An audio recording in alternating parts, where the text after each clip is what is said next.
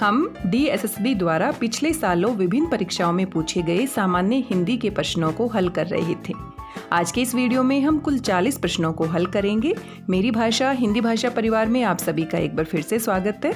आइए देखते हैं इन 40 महत्वपूर्ण प्रश्नों को। आप यहाँ पर एक ऑनलाइन पेपर देख सकते हैं और इसमें सामान्य हिंदी से इन प्रश्नों को पूछा गया है। सबसे पहले ही यहाँ पर अपठित गद्यांश दिया गया है।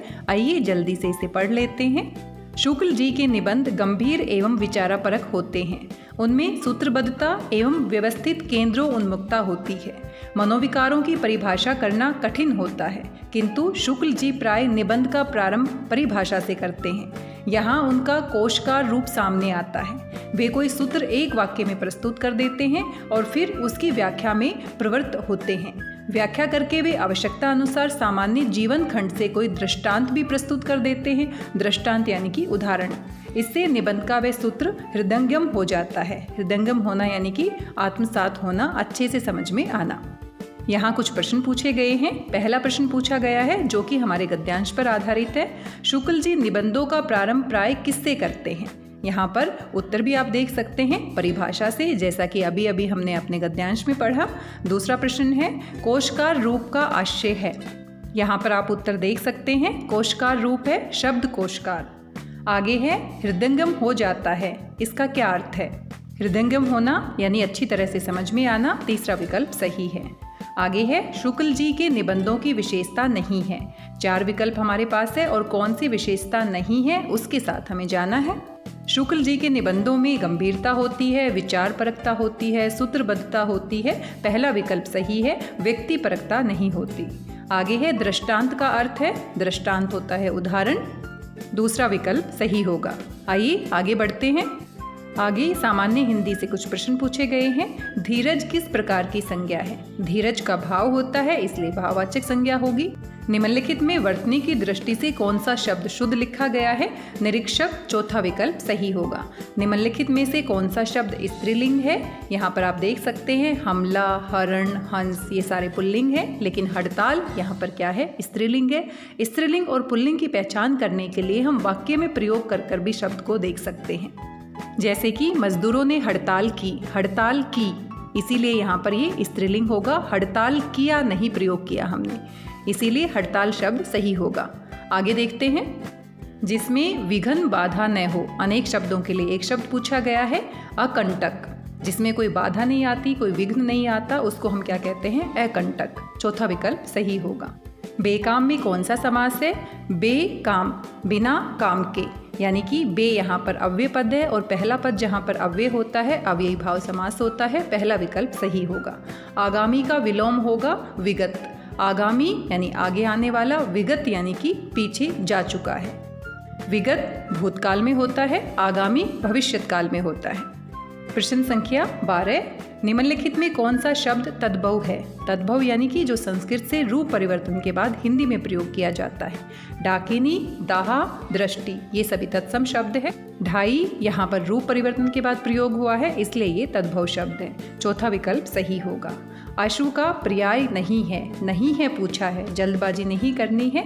तुरंग घोड़ा होता है, हये घोड़ा होता है, वाजी घोड़ा होता है, यानी कि अशु के पर्यायवाची शब्द हैं, और वारी पानी होता है, पानी का पर्यायवाची शब्द है। तीसरा विकल्प सही होगा। पौरुषेय में प्रत्यय है। पीछे मात्रा को देखकर भी हम अंदाजा लगा सकते हैं, एक ही मात्रा लगी है, इसलिए यहाँ पर ए ही प्रत्यय होगा। दूसरा विकल्प सही होगा। संग्रह में उपसर्ग है, यहाँ समग्रह, सम यहाँ पर उपसर्ग होगा। चौथा विकल्प सही होगा। सन में हम दुविधा में पढ़ सकते हैं, क्योंकि जैसा बोलते हैं संग्रह न की आवाज़ आ रही है, लेकिन जब हम ध्यान से उपसर्ग को समझते हैं तो सम धन ग्रह, यानी कि सम यहाँ पर उपसर्ग होगा। निम्नलिखित में से कौन सा शब्द देशज है, जो देसी भाषाओं से लिया गया है? आर्डर, अजब, चिड़िया, आबरू। चिड़िया शब्द सही होगा। निम्नलिखित में से तत्सम शब्द कौन सा है?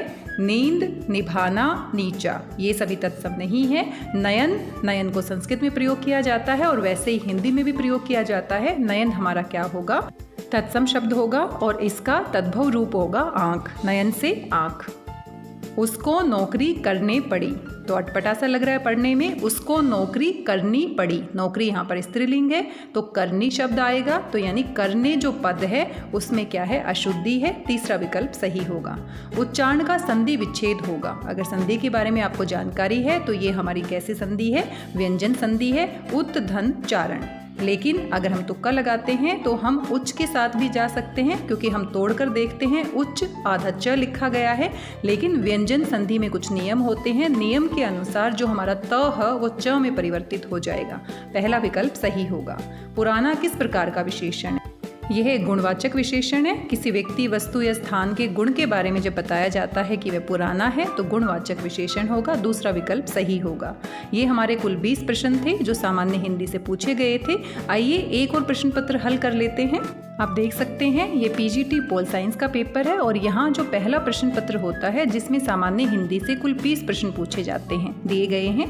सबसे पहला प्रश्न है, इनमें से किसकी वर्तनी शुद्ध है? आप ध्यान से देखेंगे तो खुद ही अंदाजा लगा सकते हैं। गवर्नेंस, अगर ध्यान से हम देखते हैं तो बी विकल्प सही है। गवर्नेंस ऐसे लिखा जाएगा।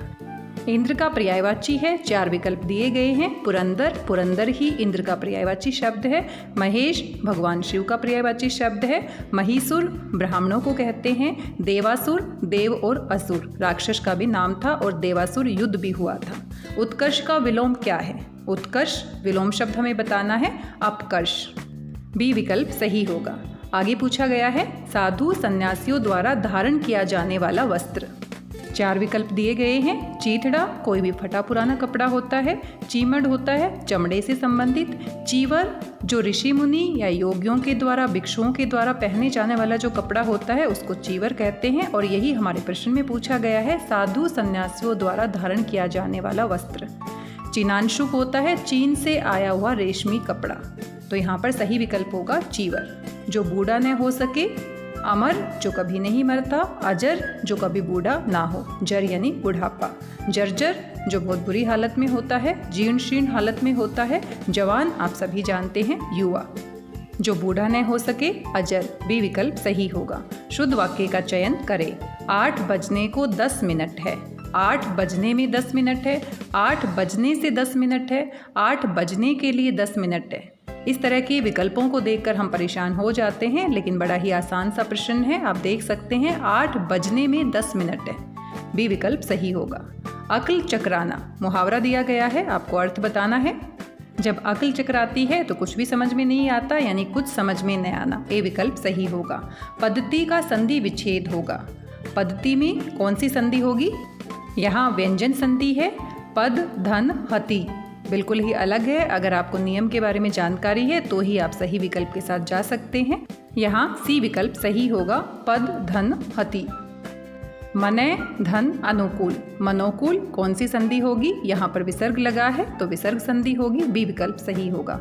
सम, धन, रक्षण, संरक्षण, ये हमारी कौन सी संधि है? व्यंजन संधि है। ए विकल्प सही होगा।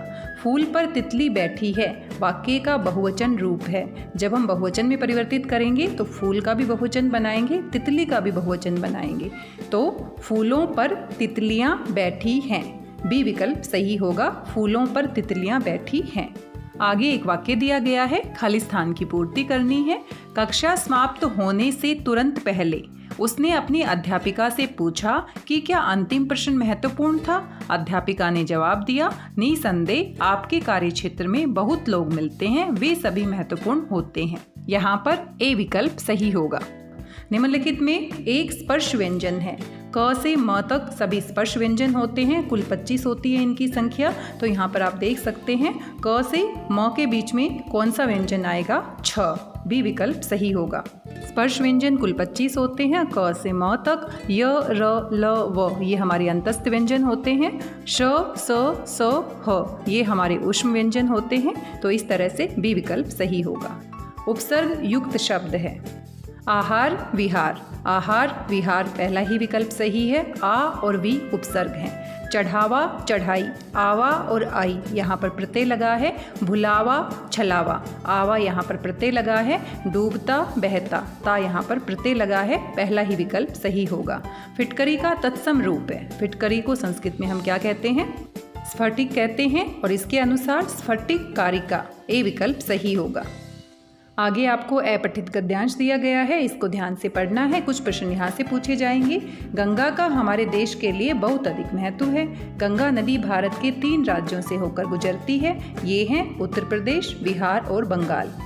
भारत के इस मध्यम भाग को गंगा का मैदान कहा जाता है। भारत का ये हिस्सा अत्यधिक उपजाऊ, संपन्न तथा हरा भरा है, जिसका श्रेय गंगा को ही जाता है। इन राज्यों में कृषि उपज से संबंधित तथा कृषि पर आधारित अनेक उद्योग धंधे भी फैले हुए हैं, जिससे लाखों लोगों की जीविका तो चलती ही है, राष्ट्रीय आय में वृद्धि भी होती है। पेयजल भी गंगा तथा उसकी यहाँ नहरों के माध्यम से ही प्राप्त होता है। यदि गंगा न होती तो हमारे देश का एक महत्वपूर्ण भाग बंजर और रेगिस्तान होता। इसलिए गंगा उत्तर भारत की सबसे पवित्र तथा महत्वपूर्ण नदी है। गंगा नदी भारतीय संस्कृति का अभिन्न अंग है। भारत के प्राचीन ग्रंथों जैसे वेद, पुराण और महाभारत में गंगा की पवित्रता का वर्णन है। भारत के अनेक तीर्थ गंगा के किनारे पर ही स्थित हैं। यहाँ पर गंगा नदी के महत्व को बताया गया है। आइए प्रश्न देख लेते हैं।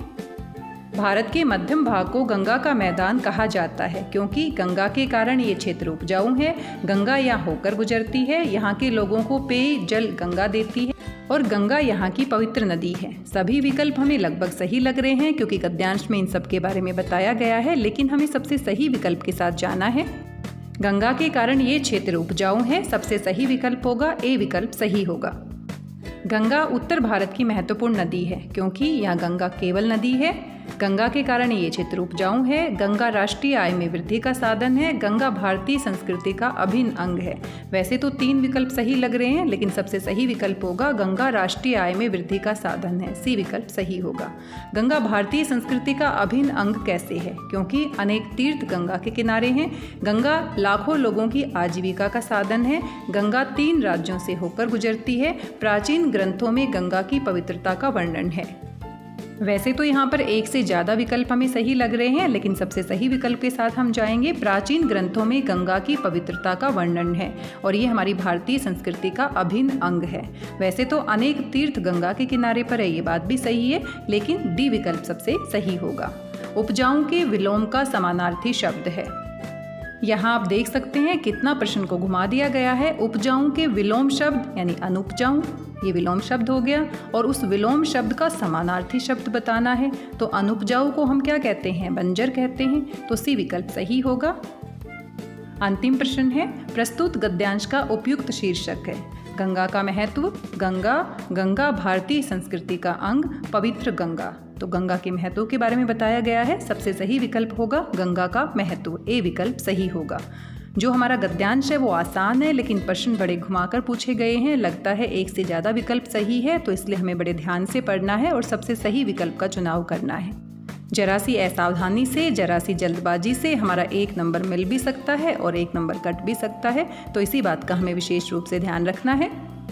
आज हमने कुल 40 प्रश्नों का अभ्यास किया है। आज के इस वीडियो में बस इतना ही। आशा करती हूँ प्रश्न आपको पसंद आए होंगे। साथ में आपको वीडियो कैसा लगा ज़रूर बताइएगा।